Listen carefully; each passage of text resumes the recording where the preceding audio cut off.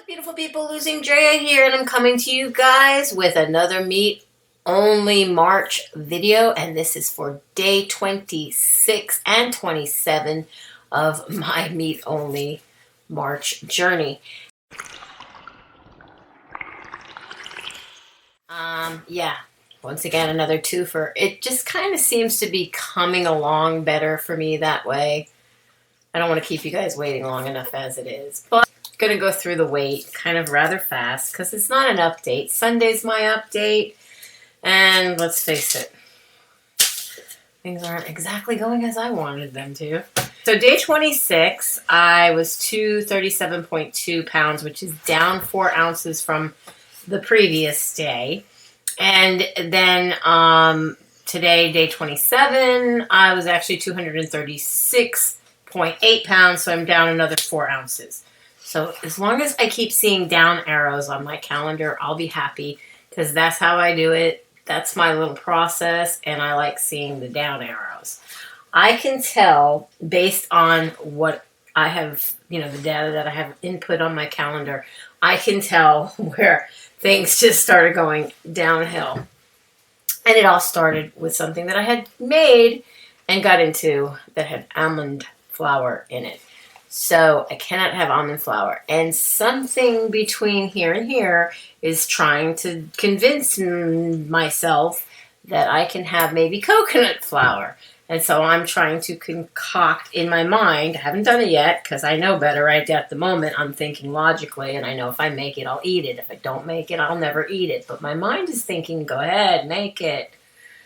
So I'm thinking of concocting what I was kind of eating, but with that. But really it's quiche, and you can eat it without the crust. The crust isn't a necessary, what do you call it, vessel or thing that you can eat the food off of. It's not a plate. You do not need it. You don't need to eat it. So why make it? Just make the quiche. It's able to be sliced and eaten like a little piece of a cake or something like that, like a brownie maybe, if you will, texture-wise. I can't really think, but it was delicious, guys. Really good. And I lost weight after eating it when I omitted the crust, and I made a crustless one. So, and I made it sweet, too, on top of it. So it was crustless, and it was sweet, and it didn't give me a gain on the scale, and so I was happy about eating that, and I'm thinking about making another one. But I'm trying to gauge the amount of food that I have for the three of us. Okay, it's my husband and my mother and myself, and then I have my animals. So I'm definitely trying to make sure that I'm not overdoing it and overusing more than I need to.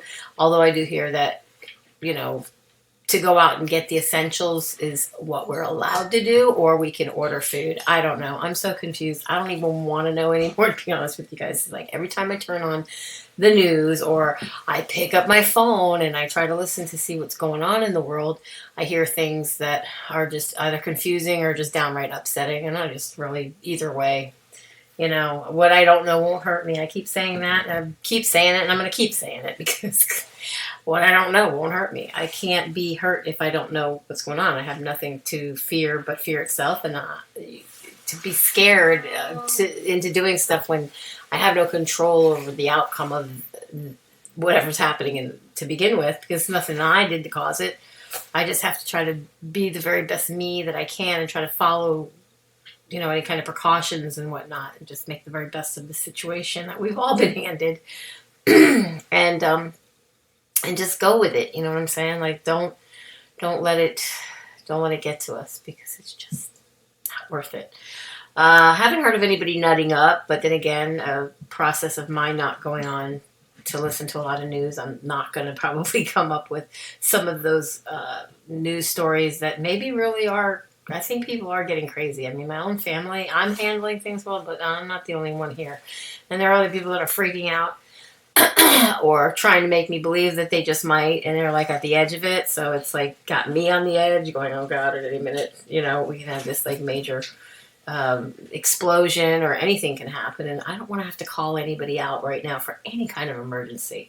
It's not even about the coronavirus, because if you get sick right now or need stitches or something and you have to go to a hospital for that, you're screwed, because where do you think these corona sick people are? In the hospital.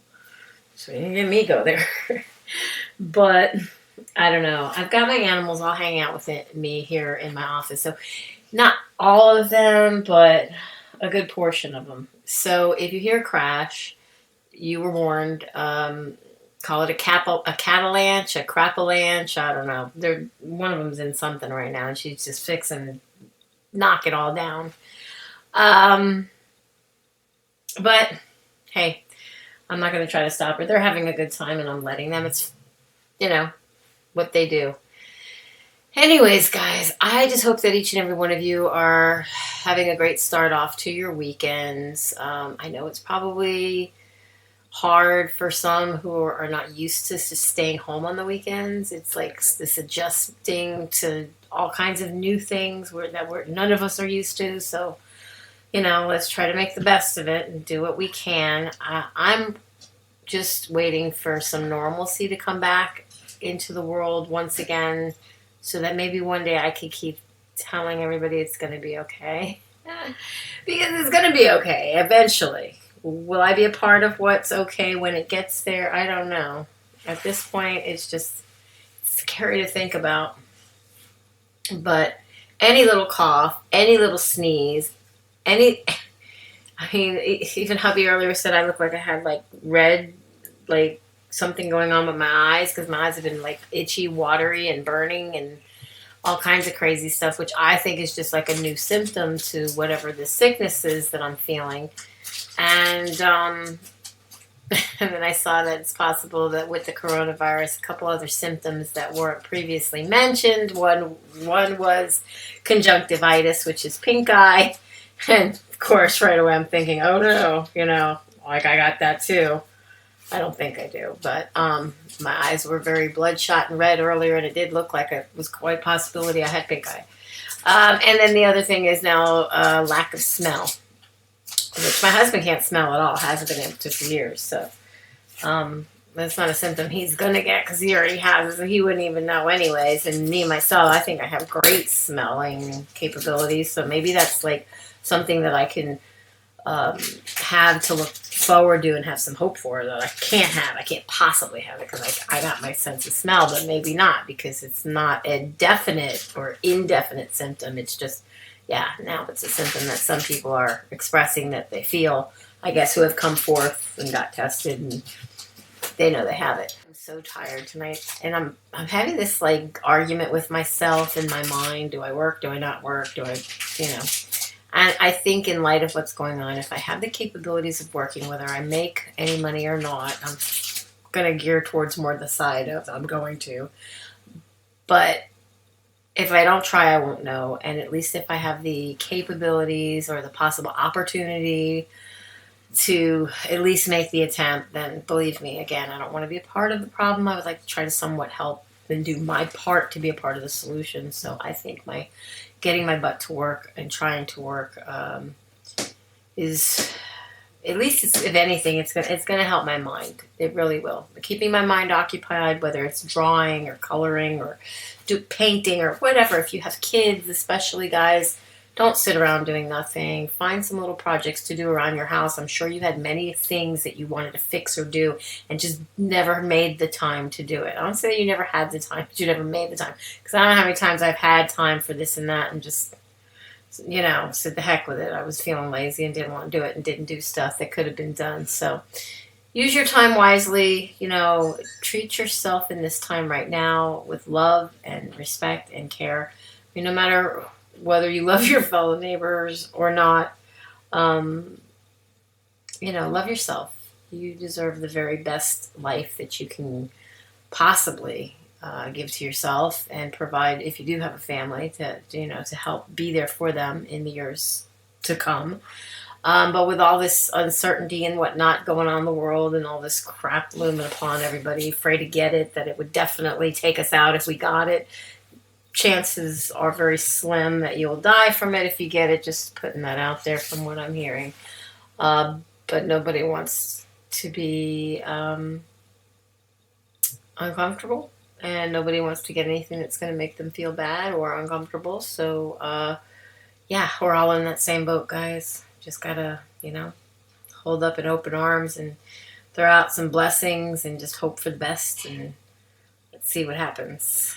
I know one of these days we're all going to look back on this and say, remember when? Yeah.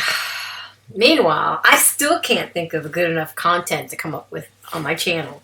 Like, I never think I have enough to talk about. I never think. And here I have 2 days worth of stuff that I did before doing this video, and I don't really have anything about those 2 days that I can talk about. What did I do? Well, the highlight of my day was I got up off my couch and I went into my office. It's like, you know, I have one of these memes and it says something about, you know,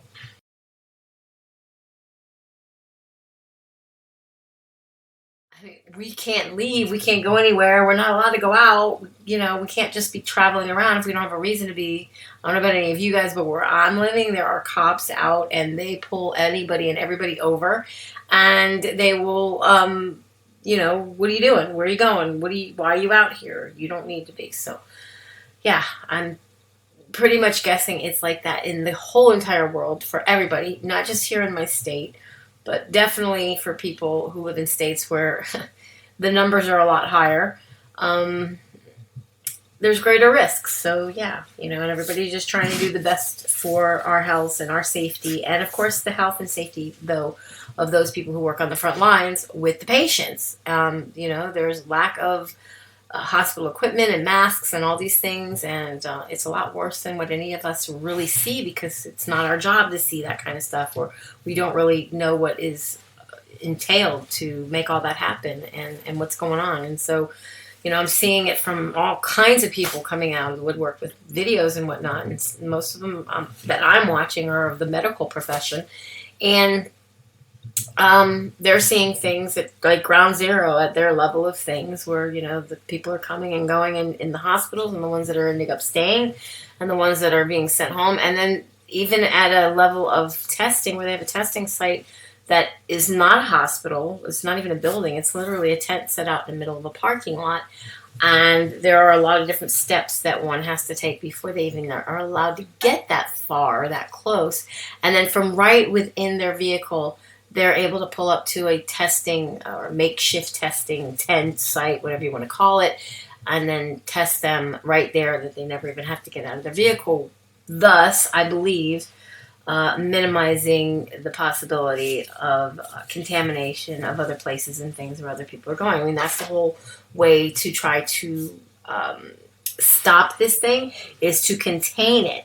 And to contain it is to find every man, woman, child, pet, whatever that has it on them, in them, carrying it, and contain it.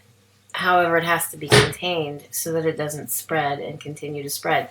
And we're just find the damn cure for it. And we all, I guess, volunteer ourselves to either not get inoculated like we do with other flu shots, or just mandatory, we have to get inoculated, or else. I don't know about any of you guys. It could be a plot, actually, to inject us with low jack and the size of little grains of rice like they do animals.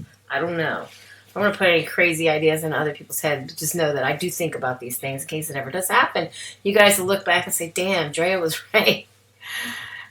I could be giving ideas to, you know, sick people out there who have the capabilities of doing this kind of crazy shit, right?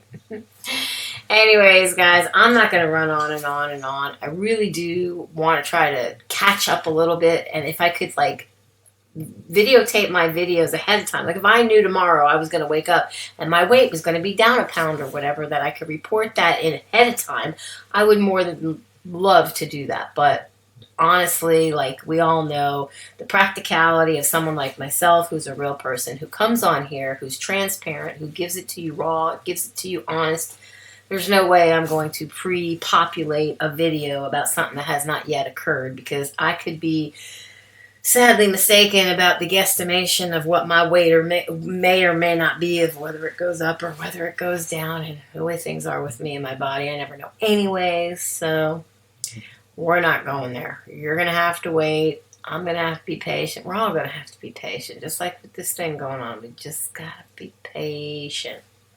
So, yeah. With that said, be happy, be healthy, be beautiful, but just be you, be the boss of your loss if you're on a weight loss journey. And I will definitely be seeing each and every one of you guys in my next Meat Only March video, which will be tomorrow for day 28. I love you guys so very much. Be blessed. Mwah. Hey guys, if you like this video, please give it a thumbs up. Also, if you haven't already subscribed, please click the subscribe button down below and be sure to ring the bell so you can be notified of all new videos as I put them out to you, as well as if I go live.